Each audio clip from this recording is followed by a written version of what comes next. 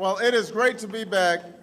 It is wonderful to see all of you. First of all, I want to say thank you to a wonderful mayor and a great friend, Mayor Ryan McClin. Where's Mayor McClin? There she is back there. Thank you.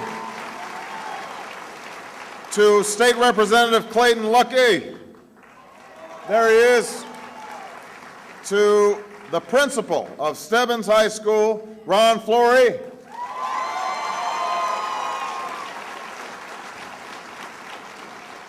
To Gregory Tucker, thank you so much for the wonderful introduction. And finally, I just want to give a big heartfelt congratulations to all the teachers in the room, and all the educators in the room, all the paraprofessionals in the room. I thank you for your great work. I think some of you know that my sister's a teacher, so I know what you guys have been going through, setting up and getting ready for the school year. And we appreciate what you do each and every day because there is no job that is more important.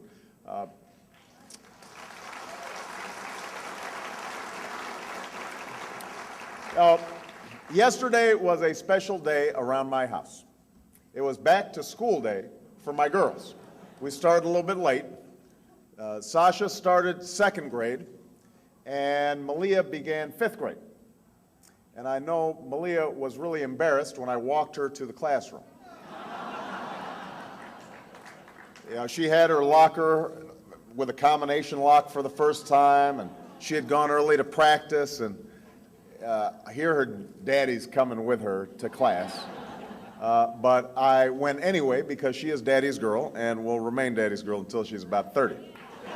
So,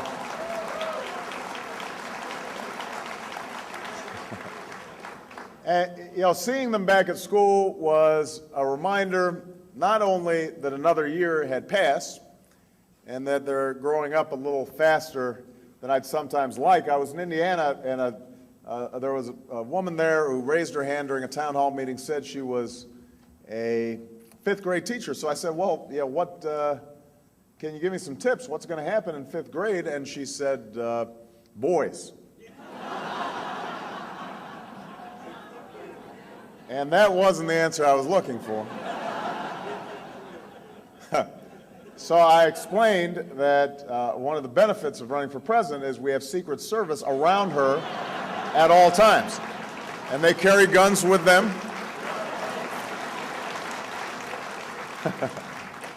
So it was a reminder that they're growing up a little faster than I'd like. But it was also a reminder of all the other parents who are dropping their children off at school, and all the other kids who are getting ready for another year of classes. Every 4 years, we hear candidates talk about the vital importance of education, about how improving our schools is key to our future and the future of our country. Every 4 years, we hear about how this time we're going to make it an urgent national priority. Remember in the 2000 election, when George W. Bush promised to be, I quote, the education president. But just as with energy independence and health care, the urgency of upgrading public education for the 21st century has been talked to death in Washington. But not much has gotten done. And that failure to act has put our nation in jeopardy. I believe the day of reckoning is here. Our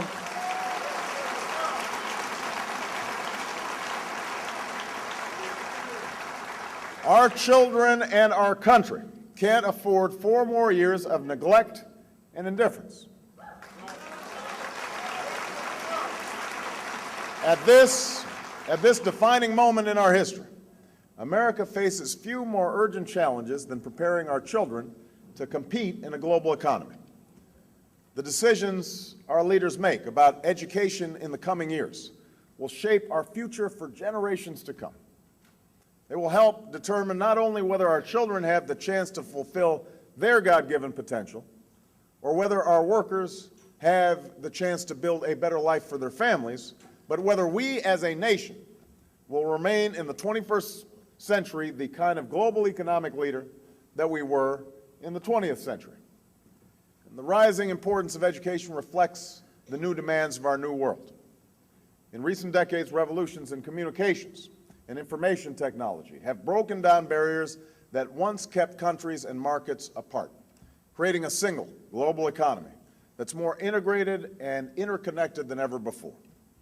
In this economy, companies can plant their jobs wherever there's an internet connection and someone willing to do the work, meaning the children here in Dayton are growing up competing with children not only in Detroit or Chicago or Los Angeles, but in Beijing and Delhi as well. What matters then isn't what you do or where you live, but what you know. When two-thirds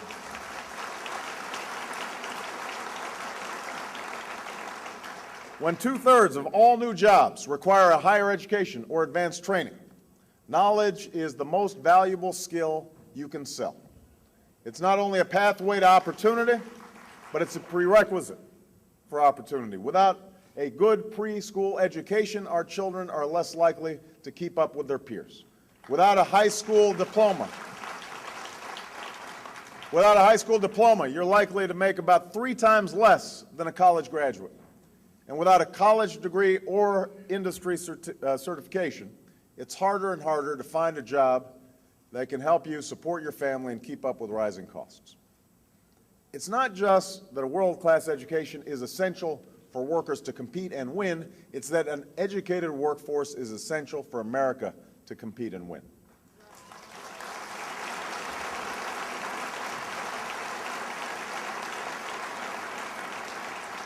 Without a workforce trained in math, science, and technology, and the other skills of the 21st century, our companies will innovate less, our economy will grow less, and our nation will be less competitive. If we want to outcompete the world tomorrow, we must out-educate the world today.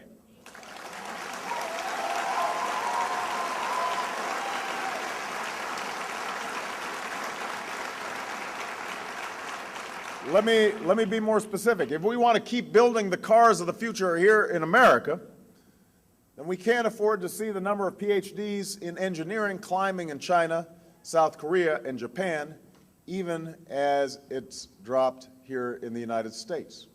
We can't afford a future where our high school students rank near the bottom in math and science among industrialized countries. And our high school dropout rate is one of the highest in the industrialized world. If we want to build a 21st century infrastructure and repair our crumbling roads and bridges, we can't afford a future where 1/3 of all 4th graders and 1/5 of all 8th graders can't do basic math. And Black and Latino students are even farther behind. A world where elementary school kids are only getting an average of 25 minutes of science each day, when over 80% of the fastest growing jobs require some knowledge in math and science. If we want to see middle-class incomes rising like they did in the 1990s, we can't afford a future where so many Americans are priced out of college, where only 20%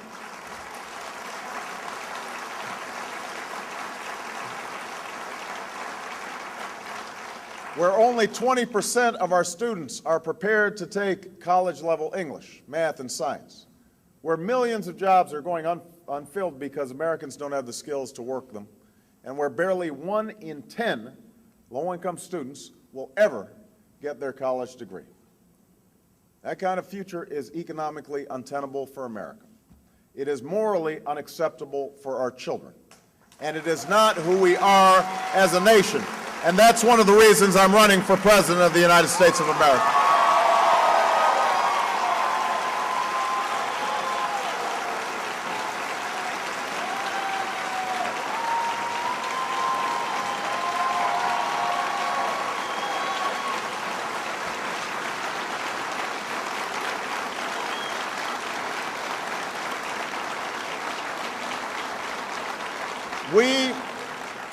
We are a nation that's always renewed our system of education to meet the challenges of a new time. There was the last president from Illinois, Lincoln, created the land-grant colleges to ensure the success of the union he was fighting to save. Generations of leaders built mandatory public schools to prepare our children for the changing needs of our nation. And Eisenhower doubled federal investment in education after the Soviets beat us to space. That's the kind of leadership we must show today. But that's not the leadership we've been getting from Washington. For decades, folks in Washington have been stuck in the same tired debates over education that have crippled our progress and left schools and parents to fend for themselves. It's been Democrat versus Republican, vouchers versus the status quo, more money versus more reform. There's partisanship and there's bickering, but there's no understanding that both sides have good ideas that we'll need to implement if we hope to make the changes our children need. And we've fallen further and further behind as a result. If we're going to make a real and lasting difference for our future, we have to be willing to move beyond the old arguments of left and right and take meaningful, practical steps to build an education system worthy of our children and our future. We have to.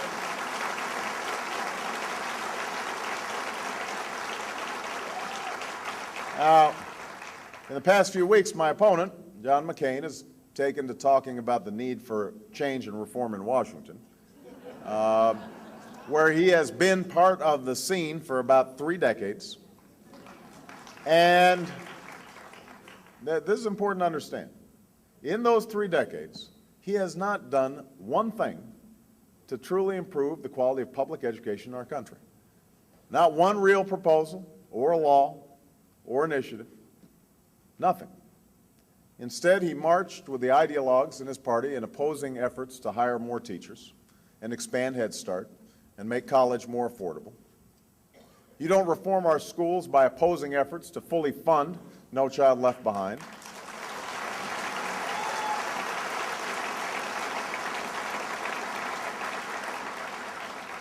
You certainly don't reform our education system by calling to close the Department of Education, which would just make it harder for us to give out financial aid, harder for us to keep track of how our schools are doing, and lead to widening inequality in who gets a college degree.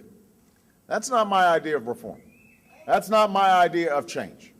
That is not a plan to help your kids compete with those kids in China and in India.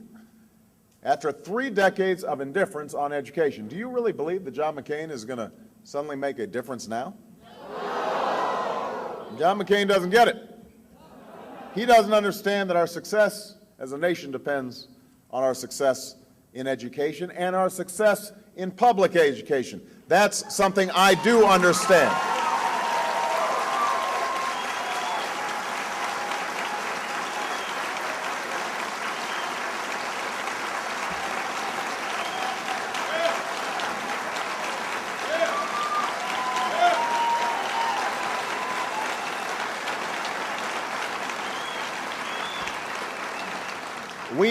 We need a full-throated commitment to public education, and that's why last November I proposed an education agenda that moves beyond party and ideology and focuses instead on what will make the most difference in a child's life. My plan calls for giving every child a world-class education from the day they're born until the day they graduate from college. It's a plan that starts with investing in early childhood education.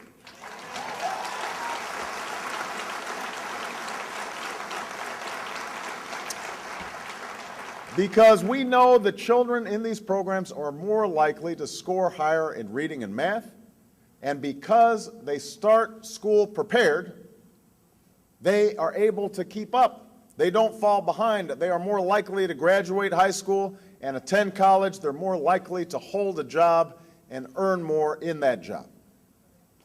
So that's a key component of the plan, closing the achievement gap by investing in early childhood education. It's also a plan that will finally put a college degree within reach for anyone who wants one by providing a $4,000 tax credit to any middle-class student who's willing to serve their community or their country. We have to make sure that every young person can afford to go to a public college or university if they've got the will if they've got the grades.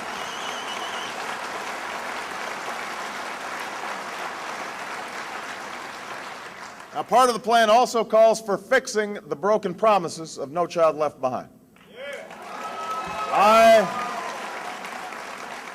I've said this before. I believe that the goals of this law were the right ones.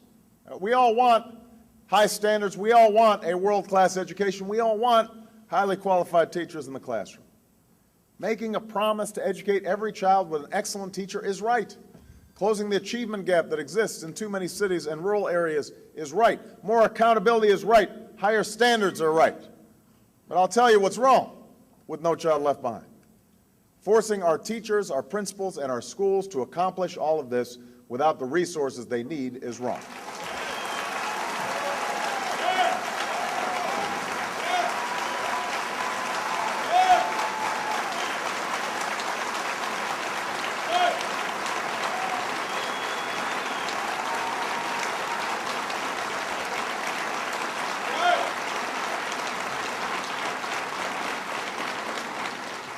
Promising high-quality teachers in every classroom and then leaving the support and the pay for those teachers behind is wrong. Labeling a school and its students as failures one day and then throwing your hands up and walking away from them the next is wrong. And don't tell us that the only way to teach a child is to spend most of the year preparing him to fill in a few bubbles on a standardized test.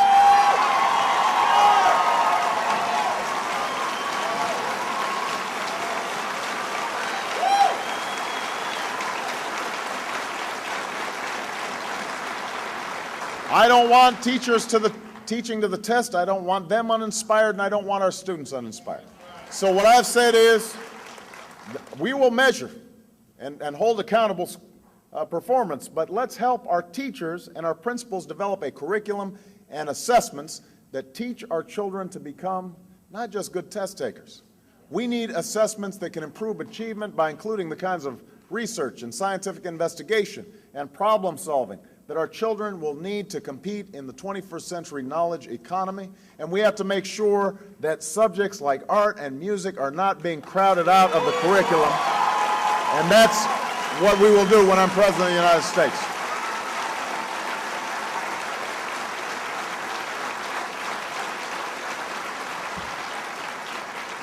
So, we must fix the failures of No Child Left Behind. We must provide the funding that school districts were promised, and we have to give our states the resources they need to finally meet their commitment to special education. But Democrats, I'm speaking to Democrats now, Democrats have to realize that fixing No Child Left Behind by itself is not enough to prepare our children for a global economy. Being against No Child Left Behind is not an education policy. We need a new vision for a 21st century education.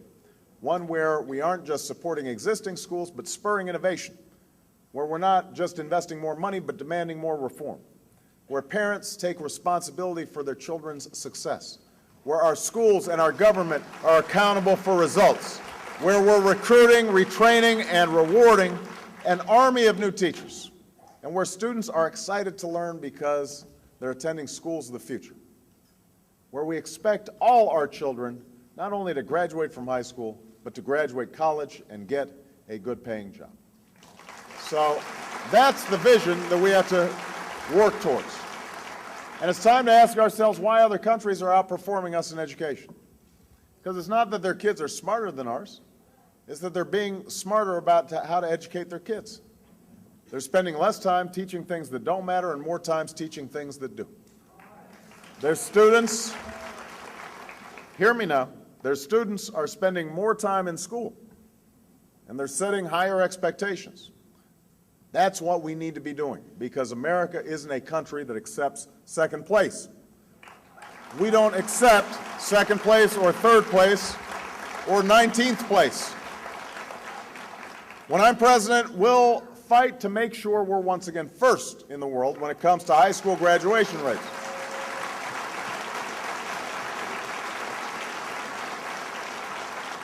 We're going to push our children to study harder and aim higher. I've worked with Republican Senator Jim DeMint on a bill that would challenge high school students to take college-level courses and make sure low-income neighborhoods and rural communities have access to those courses. And I'll make it the law of the land when I'm president. And we're also going to set a goal of increasing the number of high school students taking college-level or AP courses by 50% in the coming years, because I believe that when we challenge our kids to succeed, they will succeed.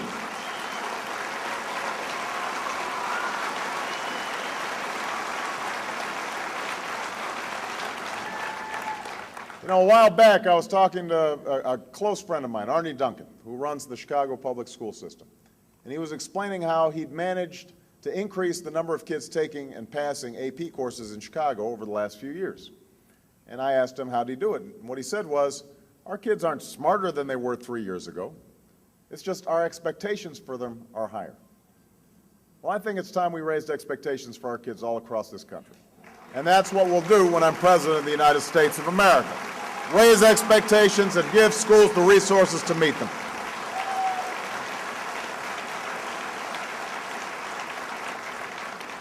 Second thing we need to do is to make sure that we're preparing our kids for the 21st century economy by bringing our school system into the 21st century. And part of what that means is fostering the kinds of schools that will help prepare our children, which is why I'm calling for the creation of an innovative schools fund. An innovative schools fund. This fund will invest in schools like Austin Polytechnical Institute, which is located in a part of Chicago that's been hard hit by the decline in manufacturing over the past few decades. And thanks to a partnership with a number of companies, a curriculum that prepares students for a career in engineering, and a requirement that students graduate with at least 2 industry certifications, Austin Polytech is bringing hope back to the community. That's the kind of model we'll replicate across the country when I'm President of the United States.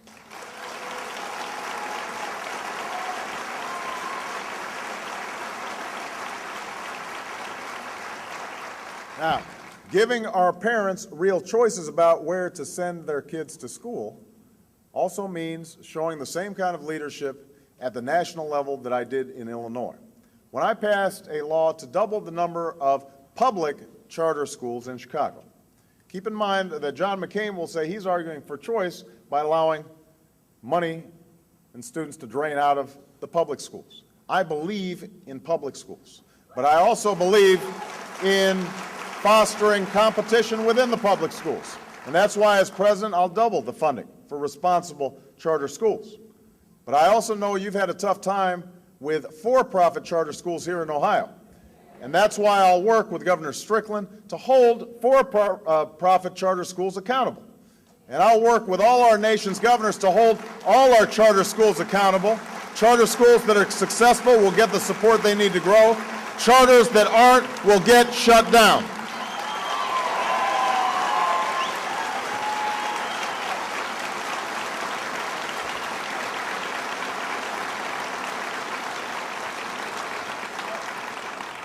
I want experimentation, but I also want accountability. And we'll help ensure that more of our kids have access to quality after-school and summer school and extended school days for students who need it. Because if they can do that in China, then we can do it right here in the United States of America. As we bring our school system into the 21st century, we also have to bring our schools into the 21st century. Because while technology has transformed just about every aspect of our lives, from the way we travel, to the way we communicate, to the way we look after our health, one of the places where we fail to seize its full potential is in the classroom. Imagine a future where our children are more motivated because they aren't just learning on blackboards, but new whiteboards with digital touchscreens, where every student in a classroom has a laptop at their desk, where they don't just do book reports, but design PowerPoint presentations, where they don't just write papers, but they build websites, where research isn't done just by taking a book out of the library, but by emailing experts in the field, and where teachers are less a source of knowledge than a coach for how to best use it and obtain knowledge. By fostering innovation, we can help make sure every school in America is a school of the future. And that's what we're going to do when I'm president. We will help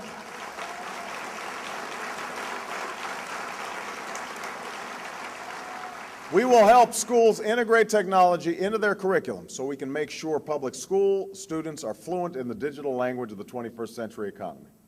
We'll teach our students not only math and science, but teamwork and critical thinking and communication skills, because that's how we'll make sure they're prepared for today's workplace. But no matter how many choices we're giving our parents, or how much technology we're using in our schools, or how tough our classes are, none of it will make much difference if we don't also recruit, prepare, and retain outstanding teachers.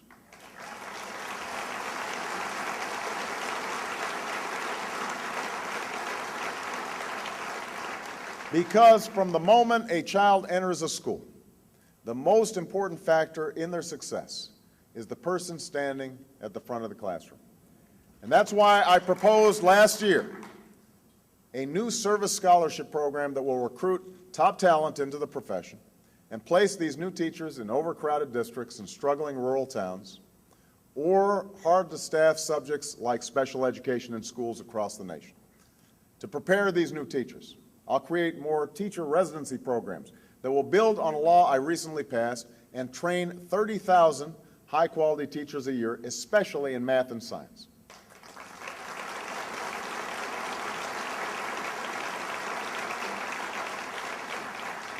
To support our teachers, we'll expand mentoring programs that pair experienced, successful teachers with new recruits.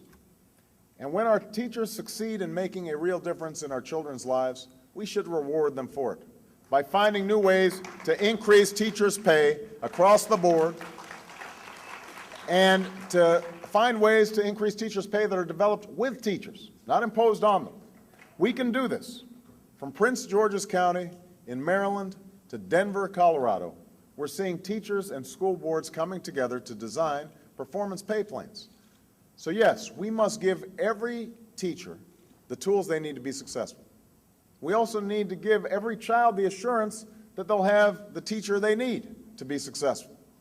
And that means setting a firm standard, not based on a single high-stakes standardized test, but based on assessments developed with teachers and educators, so that teachers have confidence that they're being judged effectively based on their own, the own tools that they've put together with their peers. Now, one of the things that we're going to have to do, and this is something that I know sometimes is difficult, but teachers who are doing a poor job, they've got to get extra support. But if they don't improve, then they have to be replaced. Because as good teachers are the first to tell you,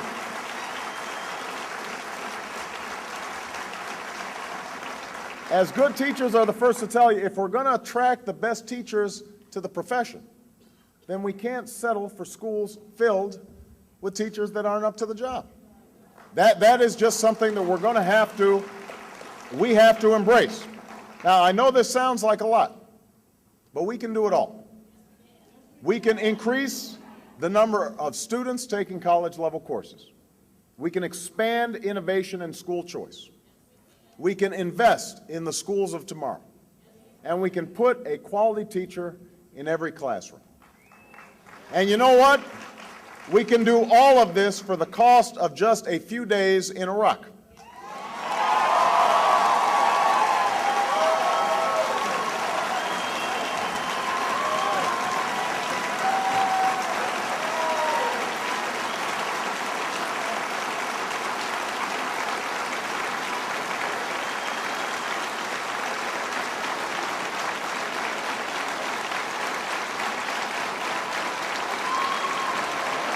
We can do it.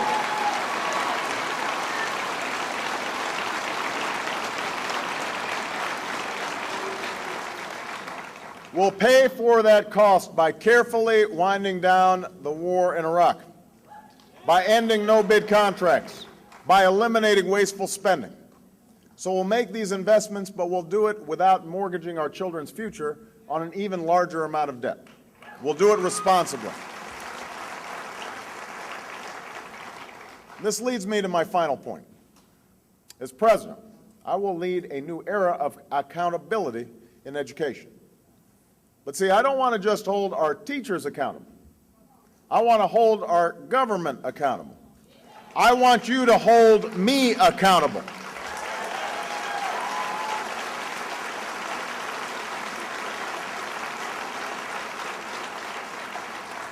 And that's why every year I'm president, I will report back to you on the progress our schools are making, because it's time to stop passing the buck on education and start accepting responsibility. And that's the kind of example I'll set as President of the United States. Accountability in Washington starts by making sure that every tax dollar spent by the Department of Education is being spent wisely. When I'm president, programs that work will get more money. Programs that don't work or just create more bureaucracy and paperwork and administrative gridlock will get less money. We'll send a team to fix bad programs by replacing bad managers, because your tax dollars should only be funding programs and grants that actually make a difference, a measurable difference, in a child's education. Now, in the end, responsibility for our children's success doesn't start in Washington. It starts in our homes. It starts in our families.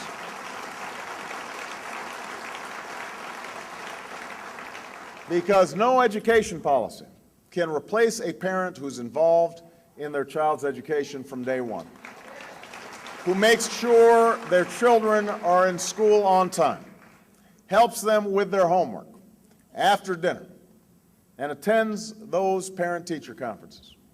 No government program can turn off the TV set or put away the video games or read to your children.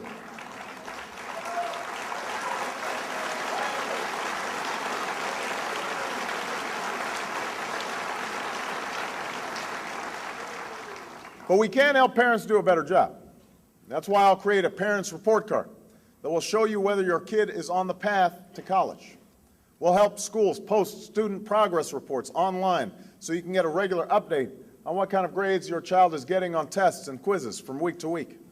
If your child is falling behind or playing hooky, or isn't on track to go to college or compete for that good-paying job, it will be up to you to do something about it. So yes, we need to hold our government accountable. Yes, we have to hold our schools accountable, but we also have to hold ourselves accountable.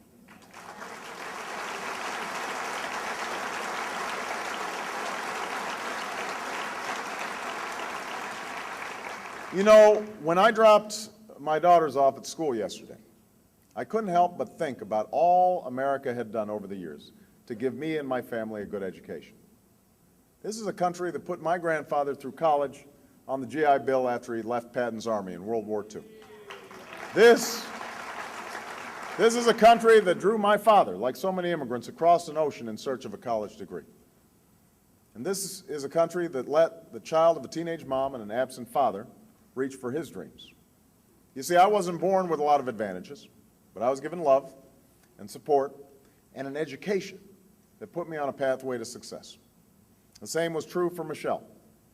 You know, my wife came from a blue-collar family on the south side of Chicago.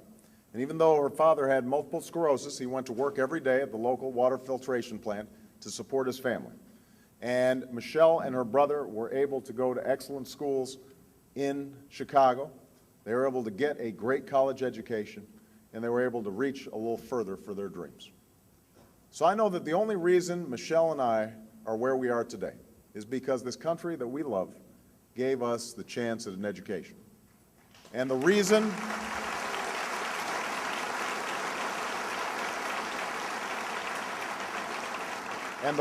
I'm running for president is to give every single American that same chance. To give the young sisters out there born with a gift for invention the chance to become the next Orville and Wilbur Wright. To give the young boy out there who wants to create a life-saving cure the chance to become the next Jonas Salk. To give the child out there whose imagination has been sparked by the wonders of the internet the chance to become the next Bill Gates. Our future depends on it. When the story of our time is told, I don't want it to be said that China seized this moment to reform its education system, but the United States did not. I don't want it to be said that India led the way on innovation, but the United States did not.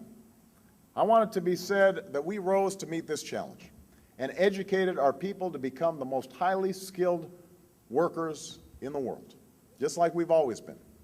Because I know that if we can just bring our education system in the 21st century, if we're looking forward and not backward, not only will our children be able to fulfill their God-given potential and our families be able to live out their dreams, not only will our schools out-educate the world and our workers out-compete the world, not only will our companies innovate more and our economy grow more, but at this defining moment, we will do what previous generations of Americans have done and unleash the promise of our people, unlock the promise of our country, and make sure that America remains a beacon of opportunity and prosperity for all the world. Thank you so much, everybody.